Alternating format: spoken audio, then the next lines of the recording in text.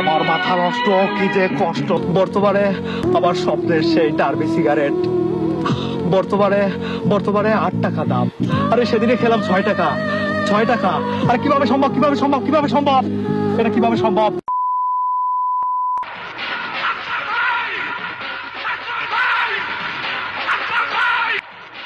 ভাই দাঁড়ান ভাই, একটা বিড়ি দিয়ে যান ভাই। সারাদিন বিড়ি খান আজকে, একটা বিড়ি দেন ভাই। তোরা কি করলি? তোরা আমার কাছে বিড়ি চাইছিস? তোরা আমার কাছে বিড়ি চাস? আরে বিড়ি চাস। আমি এখন বিড়ি খাওয়া বাদ দিয়েছি। বিড়ি এখন আমি খাই না। বিড়ি কিভাবে খাবো? বিড়ির যা দাম, বিড়িতে যা সিন্ডিকেট শুরু হয়েছে। আরে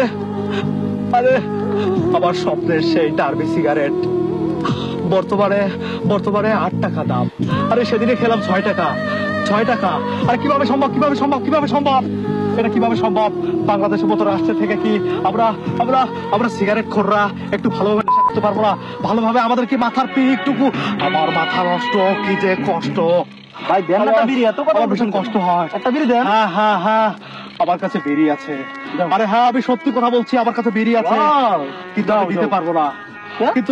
কিন্তু আমি দিতে পারবো না। কেন?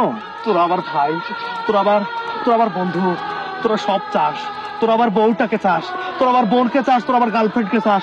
কিন্তু ভাই, তোরা আমার কাছে বিড়ি চাস না। কারণ বিড়ি চাইলে আমার মাথা গরম হয়ে যায়। এই ডার্বি আমি পকেটে রাখি, কিন্তু আমি খাই না। ও ভাই, কেন? আমি এই বিড়ি এভাবে প্যাকেট থেকে উন্মোচন করে নাকের কাছে নিয়ে ঘ্রাণ রেখে আবার জায়গা মতো রেখে দেই। কারণ খেলে ফুরিয়ে যাবে। খেলে 8 টাকার গুয়া মারা সারা। 8 টাকার গুয়া মারা সারা। আরে আমি তো ডার্বি খাই। যারা লাকি খায়, পেনসুর খায়, যারা গোল্ড খায়, আমার থেকে তাদের কষ্ট বেশি। তোরা কি খাস? সত্যি করে বল, তোরা কি খাস? ডার্বি। তোরা তো আমার মতোই ডার্বি খোর। 8 টাকার মধ্যে তোরা সীমাবদ্ধ আসির জন্য তোদের কষ্ট হচ্ছে না, তোরা আন্দোলন নির্ণয় করিসনি। কিন্তু আমার বিশ্বাস যে উপদেষ্টাদের মতো আমাদেরও বাংলাদেশের মধ্যে একটা বিড়িখোর কল্যাণ সমিতি প্রতিষ্ঠা করা দরকার।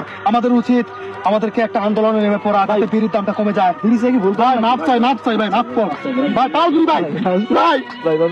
আরে 5,000 তাও দিবি ভাই। 5,000 আরে 5,000 আরে 5,000 ভাই। তোরা আমার 5,000 ভাই। আমার মাথা নষ্ট, বিড়ির দাম বেড়ে যাওয়াতে আমার মনে যে কষ্ট। আর তোরা তোরা কি করলি? এটা আমার সব ধ্বংস করে দিয়েছে। আমার ডার্বির প্যাকেটে দুইটা ডার্বি ছিল। আরে আমার আম্মা চান ডিম বিক্রির টাকা দিয়ে আমি আমার বাবার পকেট থেকে টাকা চুরি করে সেই টাকা দিয়ে আমি দুইটা ডার্বি কিনেছি। আরে ওরা তো বেঈমান ভাই, ওরা বেঈমান। কারণ আমি আমার মায়ের ডিম বিক্রি করার টাকা বাবার পকেটে রেখেছিল, আর সেই টাকা আমি চুরি করে আমি 2টা ডার্বি কিনেছিলাম। 2টা ডার্বি। এখনকার সময়ে 2টা ডার্বি কিনতে পারার মতো সাহসিকতা কোনো ছেলের মধ্যে থাকে না। আর আমি কিনে পকেটের মধ্যে রেখেছি মজুদ, সেই ডার্বি ওরা নিয়ে চলে গেল।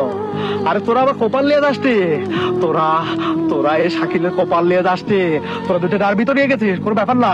আমি কাল কিয়ামতের মাঠে নেশাখোরদের তালিকায় তোদের নামে আল্লাহর কাছে বিচার করবো। আর বিচার দেবো। আমার মাথা নষ্ট, কি যে কষ্ট।